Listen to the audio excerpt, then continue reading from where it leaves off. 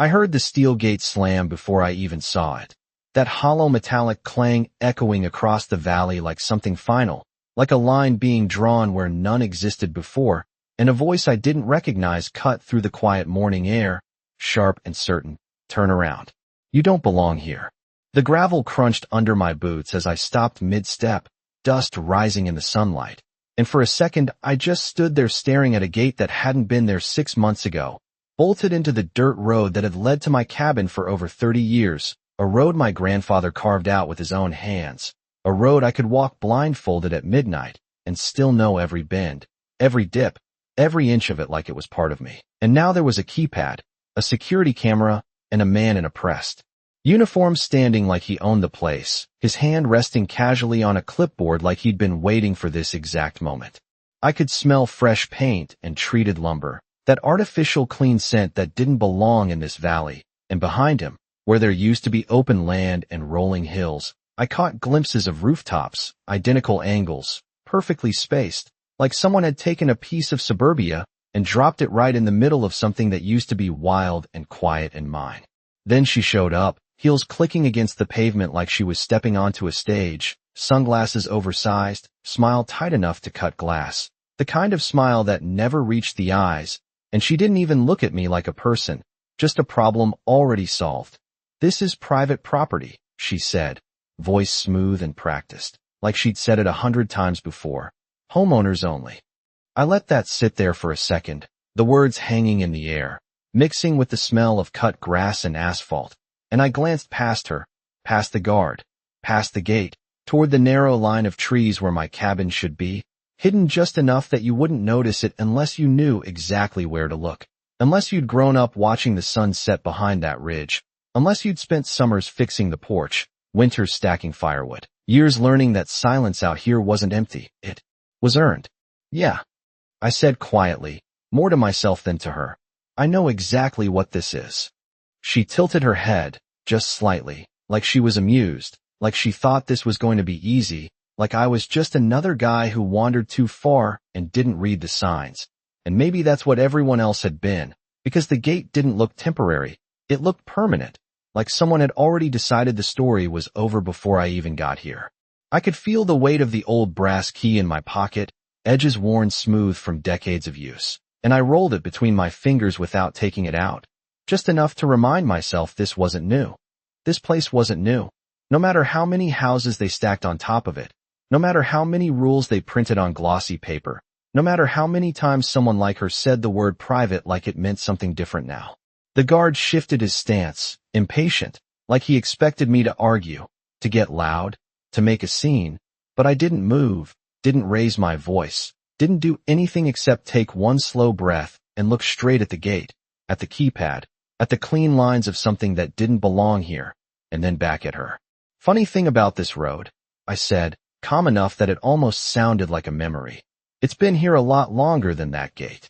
She smiled wider, like she'd heard that one before too, like she had a response ready, like she thought she understood exactly who she was dealing with.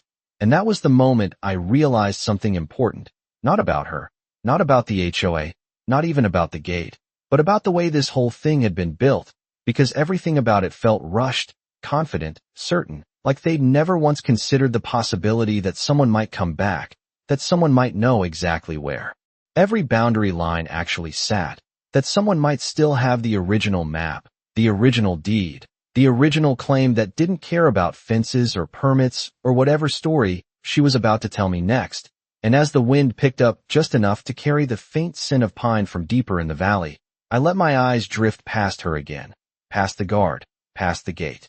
And I smiled, just a little, because what she didn't know, what none of them knew, was that this wasn't just a cabin at the end of a road, and it definitely wasn't just another property on her list, and in a few hours, when the paperwork started moving and the lines on those maps stopped being assumptions and started being facts, that gate, that road, that entire valley behind her carefully planned neighborhood, every inch of it, was going to mean something very different than she thought. I did not argue with her, did not raise my voice, did not even take another step forward, because I had learned a long time ago that people like her thrived on reactions. They fed on noise and confusion and the kind of frustration that made you forget what actually mattered. So instead, I let the silence stretch just long enough to make her shift her weight, just enough to let that perfect smile tighten at the edges, and then I turned slightly, looking out across the valley the way I used to. When I was a kid, when there were no fences, no gates, no matching rooftops cutting the horizon into neat little boxes, just open land that rolled for miles. Oak trees scattered like they had grown exactly where they wanted, and a narrow dirt trail that led all the way down to the creek, where my grandfather taught me how to read water like it was a language, how to tell where it slowed, where it deepened, where it would carry you if you were not paying attention.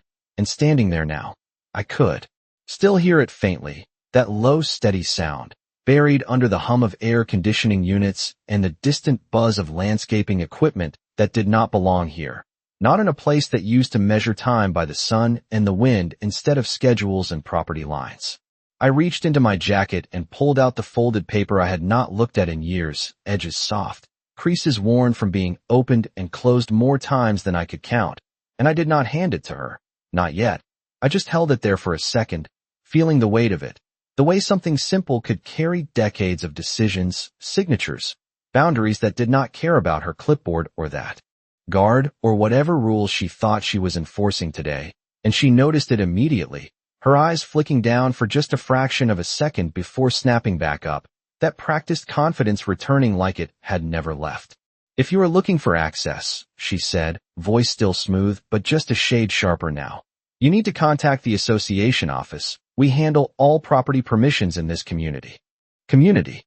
The word sat wrong, like it had been forced into a place that had never asked for it. And I nodded slowly, like I was considering it, like I was just another person trying to figure out how to navigate something new, even though every inch of this place was already mapped out in my head in a way no development plan could ever match. That's so, I said, letting my eyes drift back to the gate, to the keypad, to the clean polished metal that had not seen a single winter yet, and then back to her. And how long have you been handling permissions out here? She straightened a little, shoulders back, that pride slipping through now. Long enough to know who belongs and who does not. There it was again, that certainty, that assumption that the story had already been written, and I almost smiled, not because it was funny, but because it was predictable, because I had seen this before in different forms, different places, people building something fast and calling it permanent, drawing lines on land they did not fully understand and trusting that nobody would come back to question it. I unfolded the paper halfway, just enough for the old ink to catch the light, just enough for the map lines to show through, faint but still there, stretching far beyond the road, beyond the trees, beyond everything she could see from where she was standing, and then I folded it back again, slow, deliberate, like I had all the time in the world. The guard cleared his throat, shifting again. Sir, I am going to need you to step away from the gate.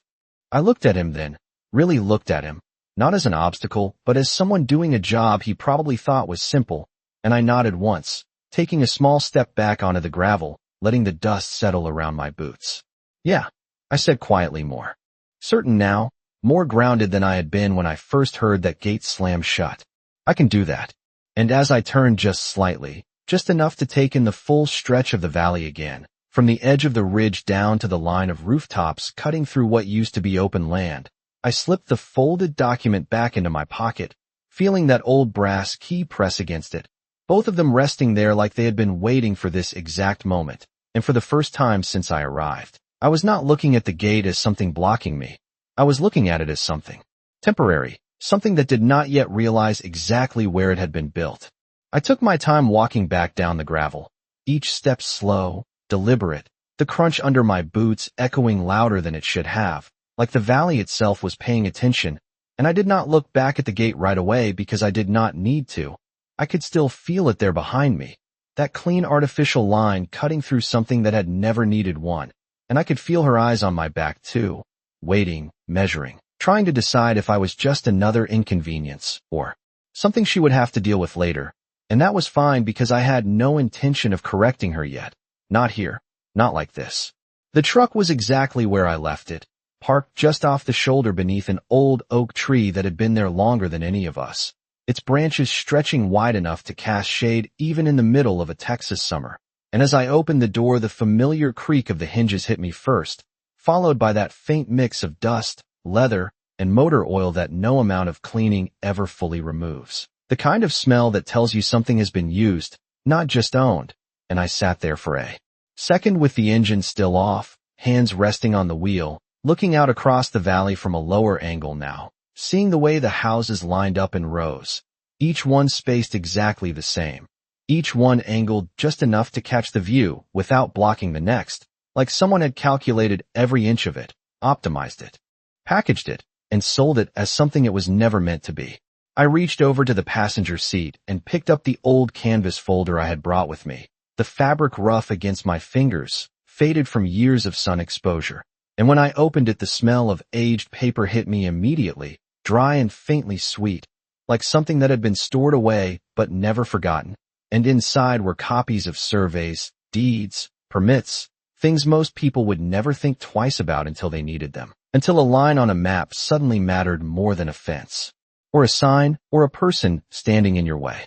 I pulled out the original survey first, the one drawn by hand, lines not perfectly straight, measurements written in careful ink that had held up better than most modern prints, and I traced the boundary with my finger, starting at the creek, moving up past the ridge, across the open land where those houses now stood, all the way back to the road that had just been blocked off, and I could almost hear my grandfather's voice again, steady and certain, telling me that land does not lie, that paper might get lost, people might forget, but the ground stays exactly where it is, waiting for someone who knows how to read it.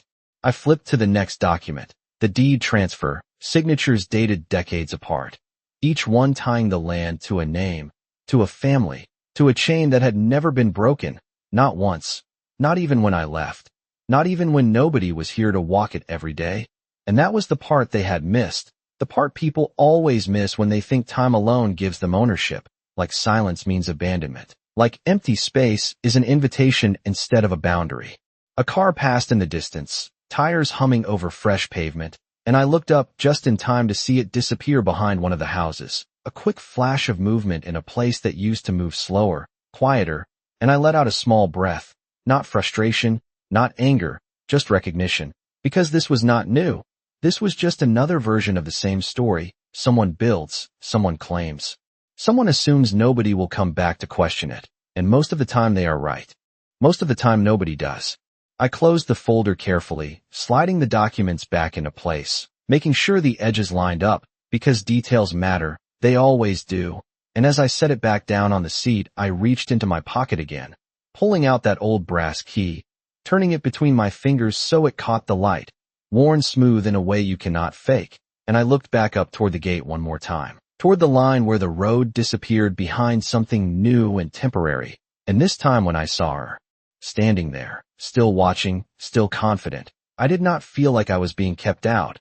I felt like I was standing on the edge of something that was about to change, something that had already been decided long before that gate ever went up, long before she ever learned the word permission, and I slipped the key back into my pocket, started the engine, and let it idle for a moment. Because the next move was not going to happen out here on the road. It was going to happen where lines on paper turned into something nobody could ignore. I let the engine run a few seconds longer than necessary, the low rumble settling into the quiet like something steady and patient. Then I pulled onto the narrow county road and headed toward town, tires humming over worn asphalt that felt familiar in a way nothing behind that gate ever could. And the farther I drove, the more the valley slipped behind me, replaced by open fields and scattered mailboxes and the occasional pickup parked under a shade tree, the kind of places where people still waved when you passed and did not ask who you were before deciding whether you belonged. And by the time I reached the courthouse square, the sun had climbed just high enough to cast sharp shadows across the brick buildings, each one carrying decades of decisions most people never see, but live with anyway. I parked along the curb, killed the engine, and grabbed the canvas folder from the seat beside me, the fabric brushing against my hand like something grounding, something real, and as I stepped out onto the sidewalk, the air felt different here, heavier with heat and history, less polished than the subdivision, but more honest, and I pushed open the courthouse door, the hinges giving a soft groan that sounded older than anything they had built back in that valley. Inside, the air smelled like paper and polish, that distinct combination of old files and quiet order. and the fluorescent lights hummed overhead as I walked past a row of wooden benches worn smooth from years of use, my boots echoing just enough to turn a few heads before people went back to whatever they were waiting on, because in a place like this, nobody is here for small reasons. The clerk's office sat behind a glass partition, stacks of folders rising in neat rows, and when I stepped up to the counter, the woman behind it looked up with the kind of expression that measured before it responded, not unfriendly, just practiced. "Can I help you?"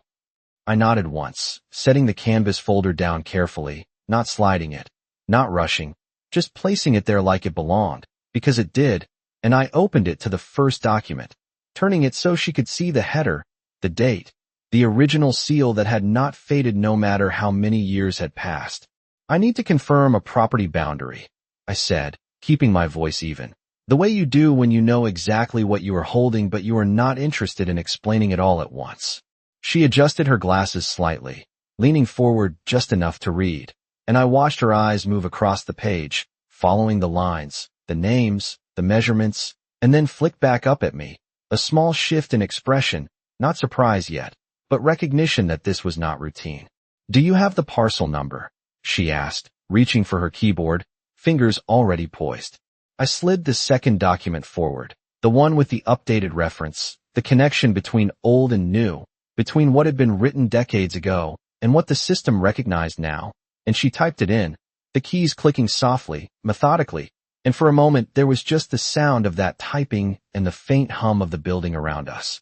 Then her screen changed.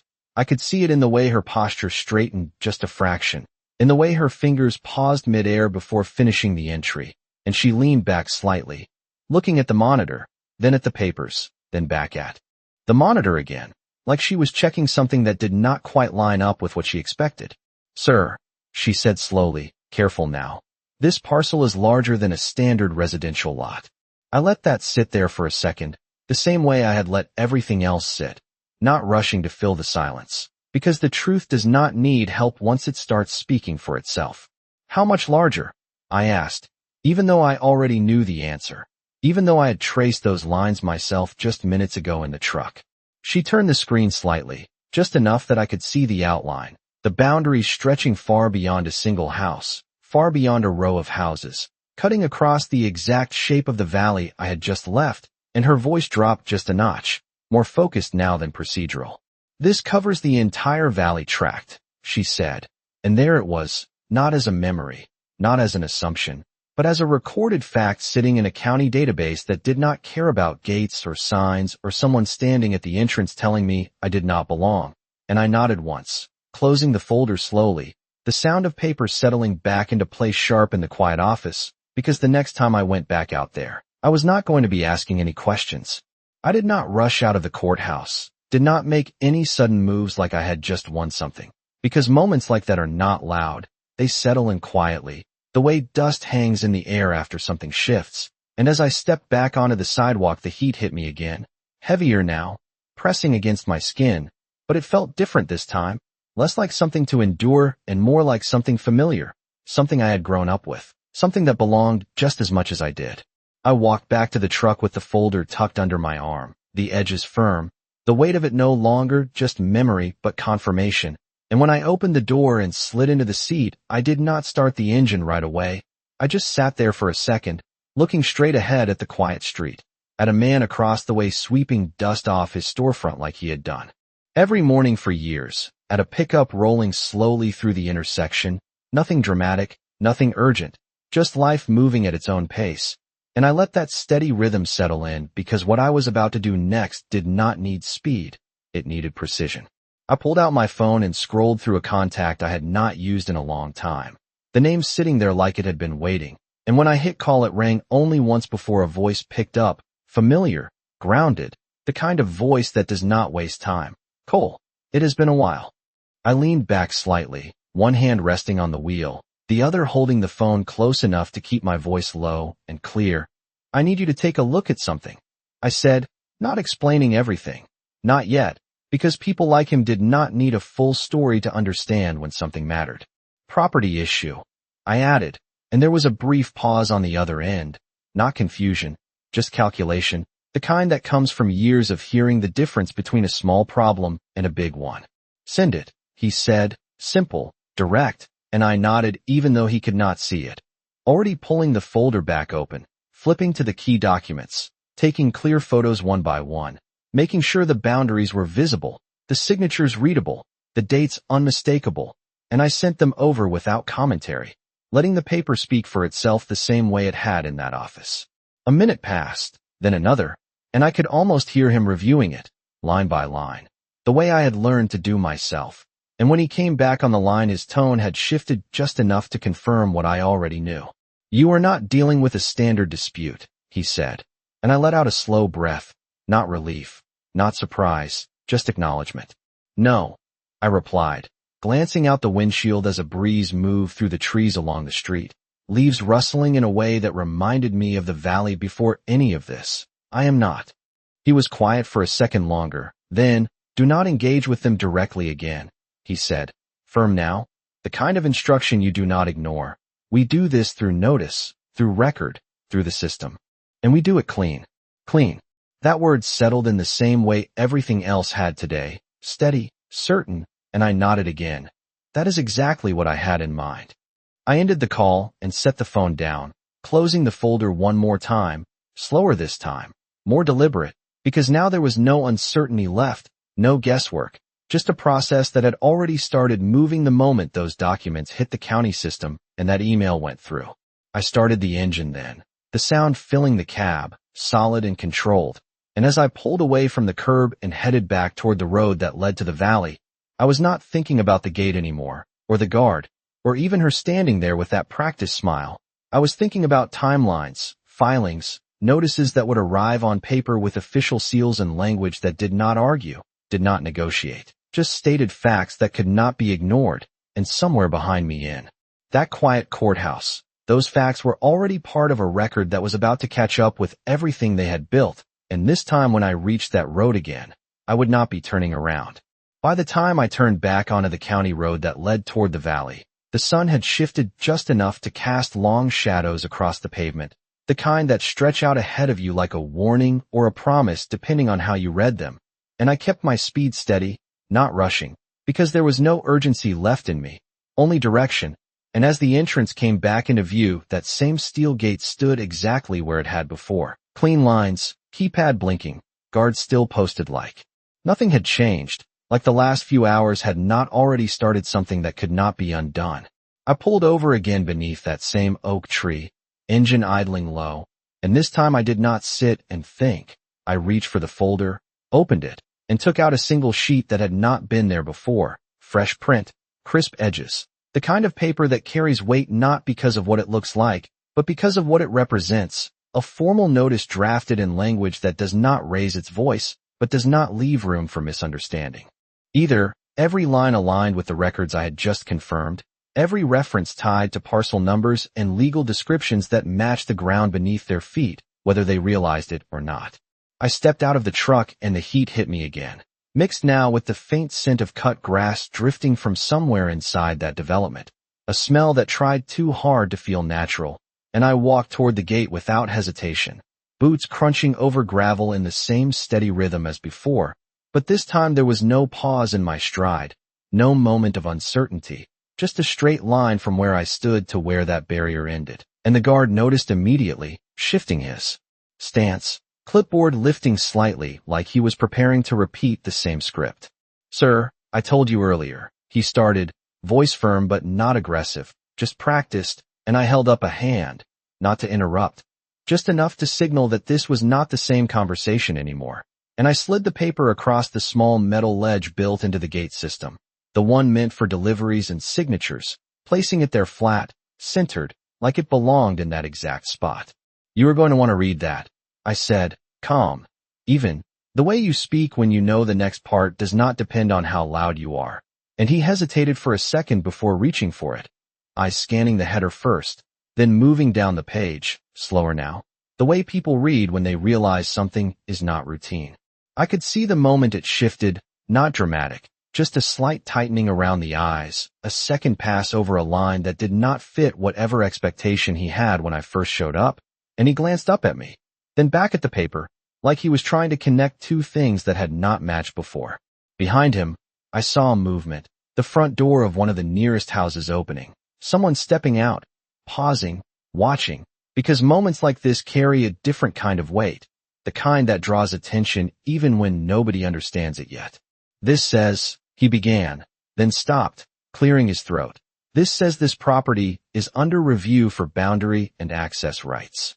I nodded once, letting him find the rest on his own, because the details were all there, references to recorded deeds, to county filings, to the exact tract that included everything behind that gate, everything they thought was already settled. It also says, he continued, slower now, more careful, that all access restrictions may be subject to immediate suspension pending verification. There it was, the first crack, not in the gate, not in the structure, but in the assumption that had been holding all of this together, and I did not push it, did not explain further. I just stood there, steady, letting the paper do what it was designed to do.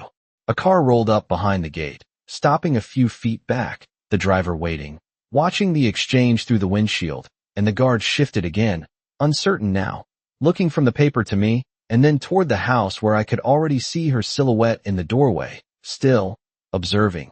That same posture of control, but with something else under it now, something quieter, something that had not been there before. I took one small step closer to the gate, just enough to close the distance without crossing it, and lowered my voice slightly, not for effect, just because it felt right. You might want to let your association know, I said, eyes steady. Things are about to change.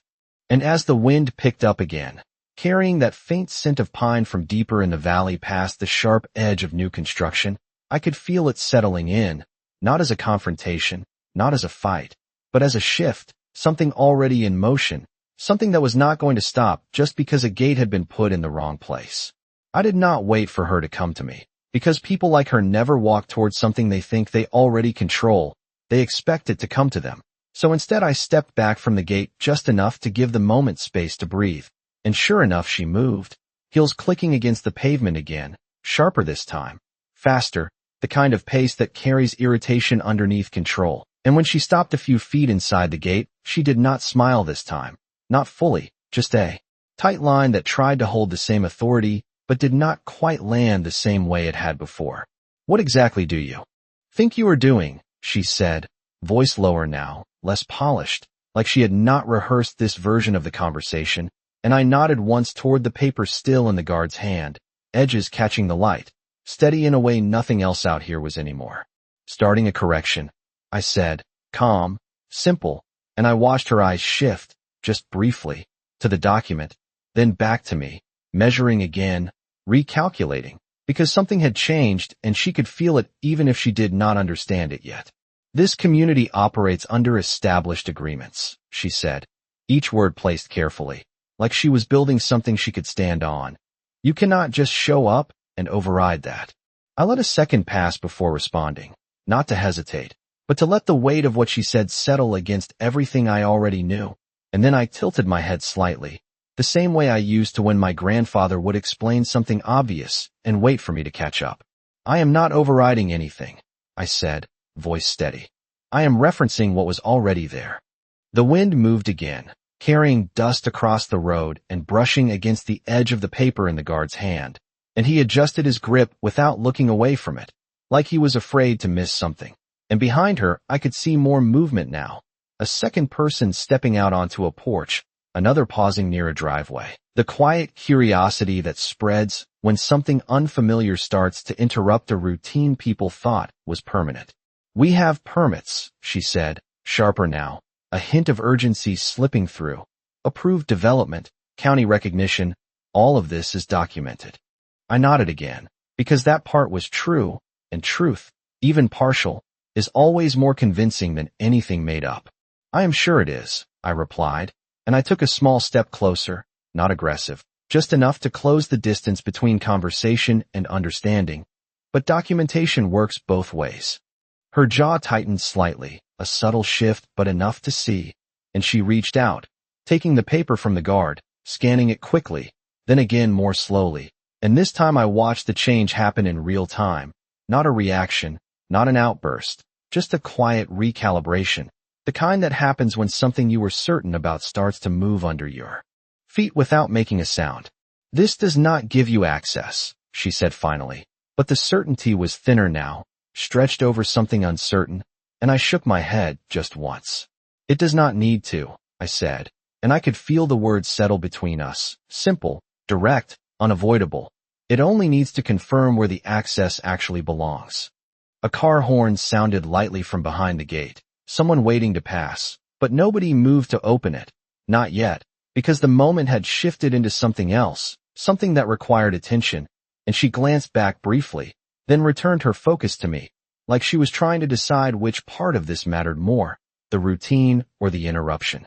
I slipped my hands into my pockets, feeling the outline of that old brass key again, solid, unchanged, and I let my gaze move past her, past the houses, across the valley where the land still rolled the same way it always had beneath everything new layered on top of it. "You built a system," I said quietly, not accusing, not impressed, just stating it the way it was, "but you built it on something you did not check."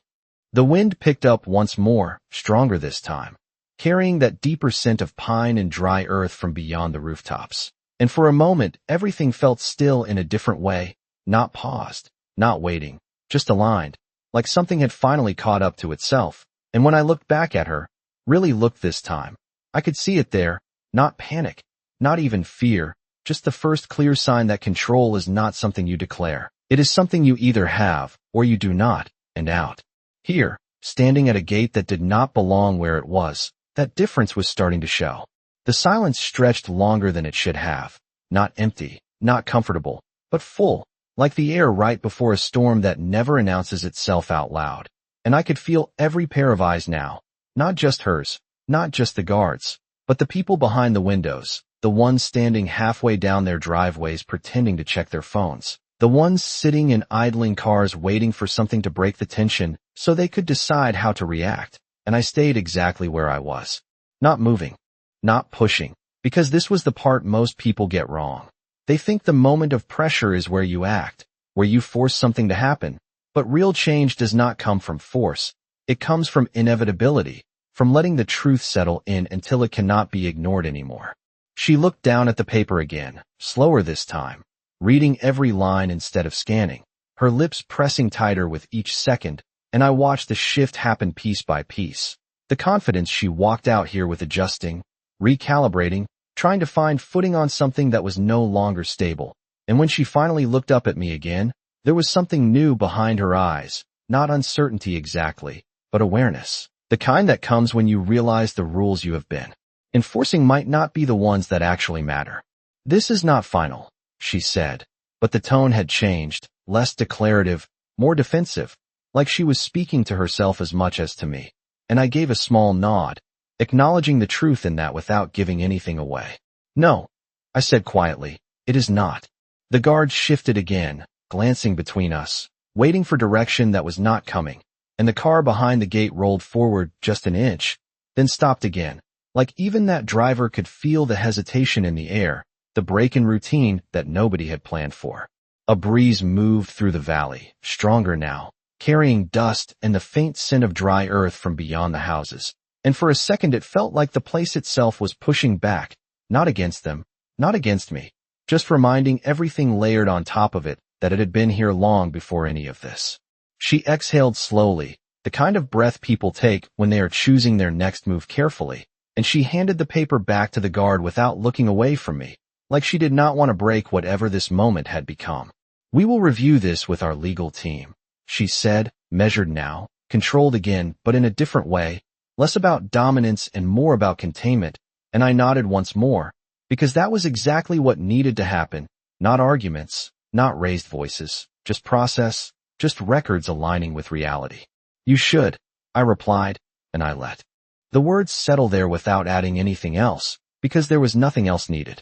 Behind her, a garage door opened somewhere, the mechanical hum cutting through the stillness, and a few more people had stepped outside now, not hiding it anymore, watching openly, curiosity replacing routine, because something had shifted and everyone could feel it even if they did not yet understand it. I took a small step back from the gate, giving the space back to what it had been before I walked up, not retreating, just repositioning, and I slid my hands into my pockets again, feeling that key pressed lightly against my fingers, steady, unchanged, the same way it had always been, and I glanced once more past her, across the rooftops, over the lines they had drawn, toward the trees and the ridge that marked the far edge of the valley, and it was still there, exactly the same beneath everything else.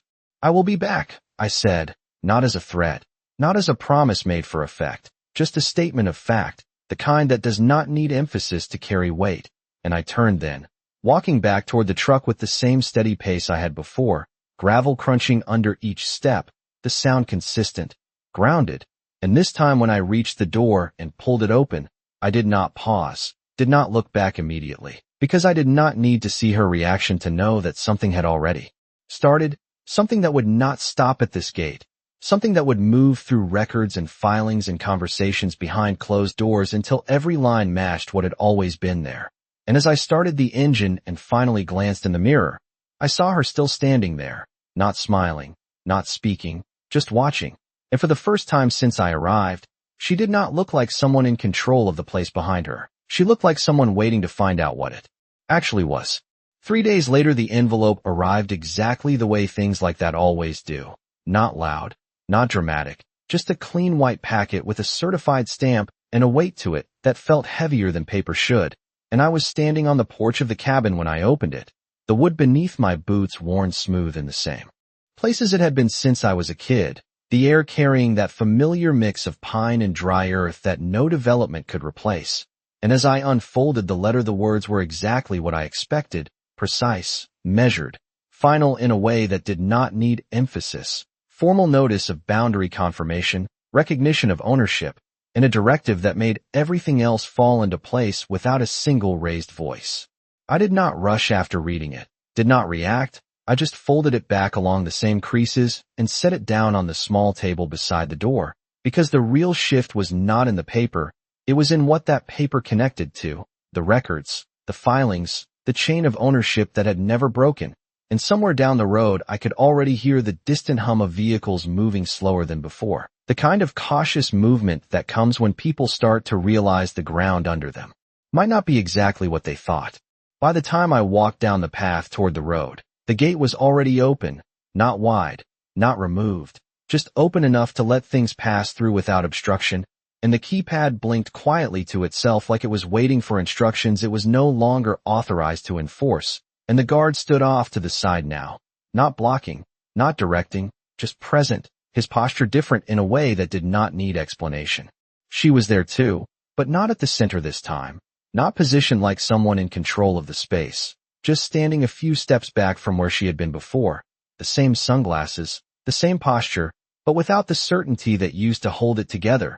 And when I walked up, there was no immediate challenge, no scripted line about private property or permissions. Just a moment of silence that carried more weight than anything she had said before. "We received the notice," she said finally, voice controlled but quieter, like she had already gone through the part where she argued it in her head and come out the other side, and I nodded once, not because I needed confirmation, but because acknowledgement matters more than resistance when things reach this point. "That is how it works," I replied, simple, steady, and I let my gaze move past her again. Across the houses, across the lines they had drawn, and then back to the gate, to the road that had always been there whether anyone recognized it or not. "This does not change everything overnight," she said, almost to herself, and I could hear it in her tone, not denial, just the slow process of understanding something larger than the system she had built, and I let a small breath out, the kind that carries years of knowing something you never had to prove until now. "No," I said. And this time I allowed the words to settle a little deeper. "But it changes what everything stands on." The wind moved through the valley again, stronger now, pushing past the rooftops, rustling through the trees beyond. And for a moment it felt like the place itself had cleared its throat, like it had been waiting for the noise to quiet down so it could be heard again. And I reached into my pocket, pulling out that old brass key, turning it once in my fingers before slipping it back where it belonged, not because I needed to use it, but because it had always been the same, unchanged, certain, the way the land had always been beneath everything else. I stepped forward then, past the line where the gate had once stopped me, boots meeting the same ground I had walked my entire life, and nobody stopped me.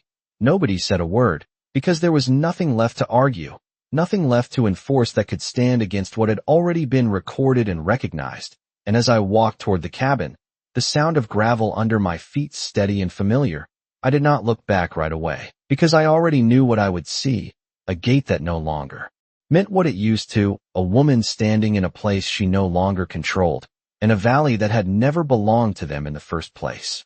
I paused once at the edge of the trees, just enough to glance back over my shoulder, and there it was, the entire stretch of land laid out the way it had always been, unchanged beneath everything new. And I let the smallest hint of a smile settle in, not for them, not for the moment, just for the truth finally catching up to where it was always supposed to be. Because they thought they had built a neighborhood, but all they ever did was build on something that was already mine.